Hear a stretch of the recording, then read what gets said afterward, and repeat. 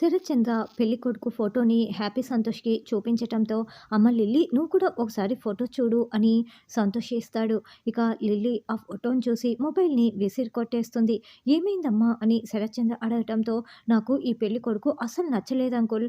Cherry లాంటి quality ఒక్కటి కూడా ఈ పెళ్ళికొడుకులో కనిపించట్లేదు" అని లిల్లీ చెప్పగానే, చెర్రీ చాలా సంతోషంగా లిల్లీ వైపు చూస్తూ ఉంటాడు.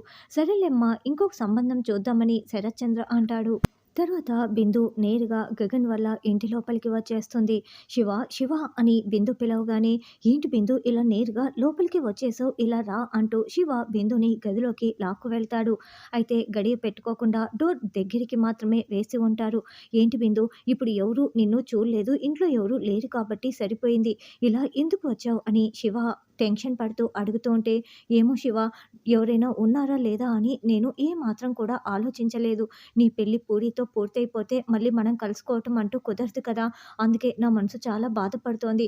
అందుకే ఏమీ ఆలోచించకుండా నిన్ను చూడాలనిపించి ఇలా వచ్చేశాను" అని బిందు శివని హగ్ చేసుకోగానే, శివ కూడా బిందుని హగ్ చేసుకుంటాడు. అప్పుడే గగన్, భూమి ఇద్దరు కారు దిగి లోపలికి వస్తారు. "బావ, ఇలా ఇంటింటికి వెళ్ళి కార్డు ఇచ్చి పిలుస్తూ ఉంటే లేట్ అయిపోతుందేమో బావ, ఇంకా చాలా మందిని పిలవాలి కదా" అని భూమి అంటుంది. "అందరికీ వాట్సాప్‌లో చాలా మందికి సెండ్ చేసేసాను భూమి. క్లోజ్ అయిన వాళ్ళకి మాత్రమే ఇంటికి వెళ్ళి కార్డ్స్ ఇవ్వాలి. చాలా మందిని పిలిచేశాం కదా! ఇంకా కొద్దిమంది మాత్రమే మిగిలి ఉన్నారు. వాళ్ళకి కూడా ఇచ్చేస్తే ఇక నువ్వు ఘనంగా పెళ్లి జరిపించటం మాత్రమే మిగిలి ఉంది. నాకు కాస్త హెడేక్‌గా ఉంది. కాఫీ ఇస్తావా?" అని గగన్ అడగటంతో, "అలాగే బావ, నువ్వు వెళ్ళి ఫ్రెష్ అప్ అవుతూ ఉండు. నేను కాఫీ తీసుకొస్తానని" భూమి అంటుంది. ఇక భూమి వెళ్తూ గదిలో హగ్ చేసుకున్న బిందు శివని చూసేస్తుంది. వెంటనే ఆ గది వైపు వెళ్తూ ఉంటే మెట్లు ఎక్కుతున్న గగన్, "భూమి, కాఫీ పెట్టమంటే అటు ఎక్కడికి వెళ్తున్నావు" అని గగన్ మెట్ల మధ్యలో నిలబడి అడుగుతూ ఉంటాడు. "బావ, గాలికి కిటికీలు కొట్టుకుంటున్నాయి బావ, వేద్దామని వెళ్తున్నాను. నువ్వు ఈరోజు ఆఫీస్‌కి సెలవు పెట్టేసేయి బావ. రావు గారి ఇంటికి వెళ్ళి పిలిచాలని చెప్పావు కదా" అని భూమి చెప్తుంది. అలాగేనంటూ గగన్ పైకి వెళ్తాడు. ఇక భూమి మాటలు వినేసిన శివ, బిందు ఇద్దరు భూమి వైపు గదిలో నుండే చాలా టెన్షన్ పడుతూ చూస్తూ ఉంటే, భూమి నేరుగా శివ దగ్గరికి వచ్చి, "ఏంట్రా, ఏంట్రా నువ్వు చేస్తున్నది" అని 2 సార్లు చెంపలు పగలగొట్టి, మూడోసారి కూడా మళ్ళీ కొట్టబోతూ ఉంటుంది. "వదిన, ఆగు వదిన" అని బిందు అడ్డుపడుతూ ఉంటే, "నువ్వు ఆగు, నీకేం తెలీదు. వయసులో చిన్నదానివైనా నీకు దండం పెట్టి వేడుకుంటున్నాను. ప్లీజ్ శివని మర్చిపో. దయచేసి పరిస్థితిని అర్థం చేసుకో" అని భూమి దండం పెడుతూ చెప్తూ ఉంటే, "మీరు మా ప్రేమని అర్థం చేసుకోండి వదిన" అని బిందు అంటుంది. "చూడు బిందు, నేను కానీ మీ అన్నయ్య కానీ మీ ప్రేమకి మేము అడ్డు రాము. మేము మీ ప్రేమకి వ్యతిరేకం కూడా కాదు. కానీ ఒక్కసారి ఈ ఇంటి పరువు గురించి ఆలోచించు బిందు. ఆ ఇంటి వల్ల ఈ ఇల్లు ఎన్నిసార్లు అవమానాలకి గురైందో ఒక్కసారి గుర్తు చేసుకో. ఇప్పుడు నువ్వు పెళ్లి ముహూర్తాలు పెట్టకముందు ఈ విషయం చెప్పినా కూడా మీ పెళ్లి జరిపించి ఉండేదాన్ని. ఇలా జరిగి ఉండేది కూడా కాదు. దయచేసి అర్థం చేసుకో. శివని మర్చిపో" అని భూమి దండం పెడుతూ వేడుకుంటూ ఉంటుంది. "నీ తలరాతలో వేరే ఉన్నారని నువ్వు అనుకో. దయచేసి ఇంకెప్పుడు ఈ ఇంటికి రాకు బిందు" అని భూమి దండం పెడుతూ ఉంటే, "అది కాదు వదిన" అని ఇంకా బిందు మాట్లాడడానికే ప్రయత్నిస్తూ ఉంటుంది. "అది కాదు, నువ్వు రా" అంటూ భూమి బిందు చేయి పట్టుకొని లాక్కొని బయటికి వస్తుంది. అక్కడ గగన్ నిల్చొని ఉంటాడు. ఇక గగన్ సీరియస్‌గా చూస్తూ ఉంటే, "బావ, అది కాదు" అని భూమి చెప్పబోతూ ఉంటే, "నువ్వు కాఫీ అడిగితే మీ తమ్ముని గదిలో శివతో ఏం మాట్లాడుతున్నావు? బిందు నువ్వెప్పుడు వచ్చావమ్మా" అని గగన్ అడుగుతూ ఉంటే, "బావ, ఇందాకే వచ్చింది. పూరి పెళ్ళవుతోంది కదా! మాట్లాడి వెళ్దామని వచ్చింది బావ" అని భూమి అంటే, "అయినా పూరికి నీకు పడదు కదా" అని గగన్ అంటాడు. "బిందునే సర్దుకుపోయి పూరితో మాట్లాడడానికి వచ్చింది బావ. పూరి లేకపోయేసరికి మా తమ్ముడు శివతో మాట్లాడుతోంది. పూరి తన ఫ్రెండ్స్‌కి పెళ్లి కార్డులు పంచటానికి వెళ్ళింది. తను రావటానికి లేట్ అయిపోతుంది. నువ్వు వెళ్ళు బిందు" అని భూమి చెప్తుంది.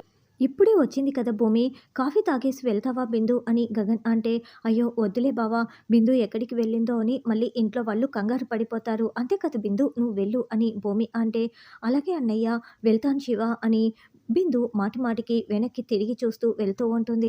తర్వాత అపూర్వ దగ్గర నుంచి ఫోన్ కాల్ రావటంతో, "హలో, ఎవరు చెప్పండి" అని శివ అంటే, "నేను అపూర్వని, నీతో మాట్లాడాలి. ఒక లొకేషన్ షేర్ చేస్తాను, అక్కడికి వచ్చేసేయ్" అని అపూర్వ అంటే, "మా అక్క భూమి అంటే మీకు పడదు కదా! నాతో మీరేం మాట్లాడాలి" అని శివ అంటాడు. "అక్కడికి వస్తేనే కదా నేనేం మాట్లాడతానో నువ్వు వినేది. వచ్చేసేయ్" అని అపూర్వ ఫోన్ పెట్టేస్తుంది. "నన్నెందుకు పిలిచారో చెప్పండి" అని శివ రోడ్డుపై అపూర్వతో మాట్లాడుతూ ఉంటాడు. అసలు మిమ్మల్ని కలవటమే పెద్ద తప్పుగా, గిల్టీ ఫీలింగ్‌గా నాకు అనిపిస్తూ ఉంది. మా అక్క అంటే పడని మీరు నాతో మీరెందుకు మాట్లాడాలి?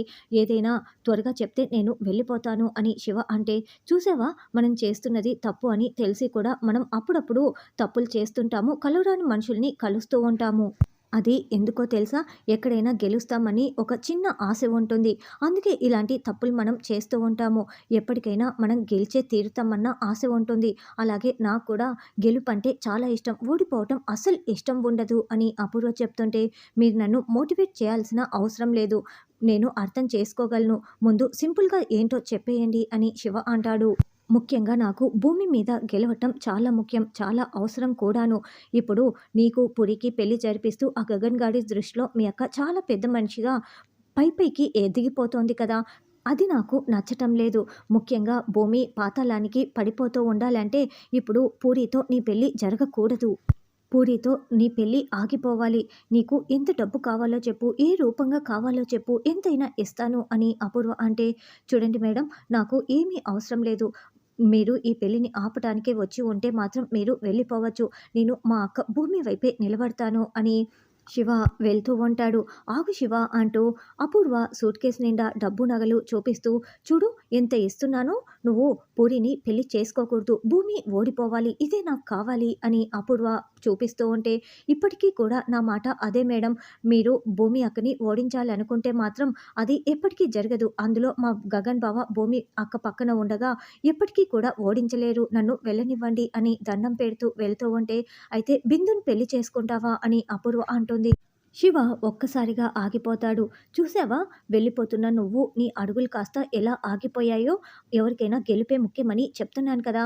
అది ఎందులో అయినా అవ్వచ్చు. ప్రేమలో అయినా అవ్వచ్చు అని అపూర్వ అంటే, అంటే నేను బిందు ప్రేమించుకుంటున్నామని శివ అంటాడు.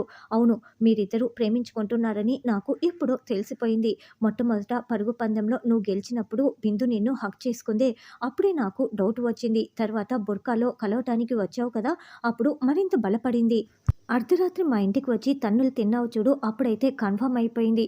అలాగని నేను ఏదో చేస్తానని కాదు, అవకాశం కోసం ఎదురు చూస్తూ దానిని ఉపయోగించుకుంటాను అని అపూర్వ అంటే, మీరు చెప్తున్నదంతా బాగానే ఉంది మేడం. కానీ వాళ్ళిద్దరూ విడిపోవటానికి నేను కారణం అవ్వకూడదు కదా అని శివ అంటే, అయ్యో! వాళ్ళు పూర్తిగా విడిపోవాలని నేను చెప్పటం లేదు. వాళ్ళిద్దరి మధ్య కాస్త గ్యాప్ రావాలి అంతే.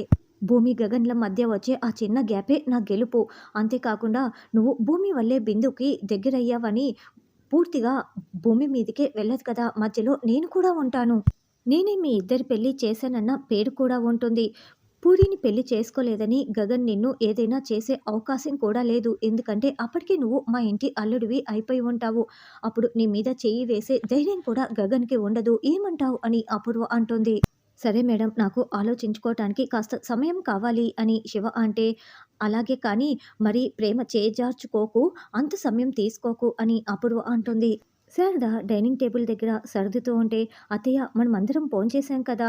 పూరి ఏంటి బయట ఎవరి కోసం ఎదురు చూస్తోంది అని, ఎందుకు అన్నం తినలేదని భూమి అంటే, ఏమోనమ్మా, శివతో ఏదో సీరియస్‌గా మాట్లాడాలంట. మాట్లాడిన తర్వాతే తింటానని సీరియస్‌గా చెప్పింది అని శారద అంటే, సీరియస్‌గా మాట్లాడాలా? ఏం మాట్లాడాలి అని గగన్ అంటాడు.